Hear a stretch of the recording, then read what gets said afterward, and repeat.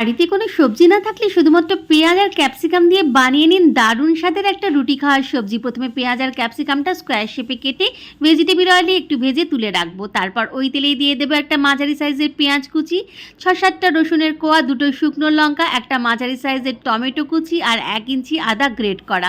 সব কিছু একটু ভাজা ভাজা করে নিয়ে এটা ঠান্ডা করে মিক্সিং জারে মিহি পেস্ট করে নেব। ফ্রাইং প্যানে আরও কিছুটা তেল দিয়ে তারপরে ওর মধ্যে ফোড়নে দেবো গোটা সাদা জিরে আর গোটা গরম মশলা। তারপর ফোড়ন ফাটতে শুরু করলে এর মধ্যে দিয়ে দেবো পেস্ট করা মশলাটা, সাথে দেবো হলুদ গুঁড়ো, লঙ্কা গুঁড়ো, ধনে গুঁড়ো, জিরে গুঁড়ো, নুন আর মিষ্টি। সব কিছু মিডিয়াম টু লো ফ্লেমে নাড়াচাড়া করে নেবো। একটু পরে দিয়ে দেবো 1 চামচ টক দই। ভালো করে নাড়তে নাড়তে যখন এরকম ঠিক তেল ছেড়ে বেরিয়ে আসবে তখন দিয়ে দেবো ভেজে রাখা পেঁয়াজ আর ক্যাপসিকামটা।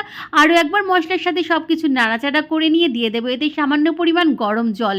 2-3 মিনিটের জন্য ঢাকা দিয়ে দেবো। 2-3 মিনিট পর ঢাকা খুলে নিয়ে ওপর থেকে কাঁচা লঙ্কা ছড়িয়ে পরিবেশন করুন দারুণ স্বাদের অনিয়ন ক্যাপসিকাম কি সবজি।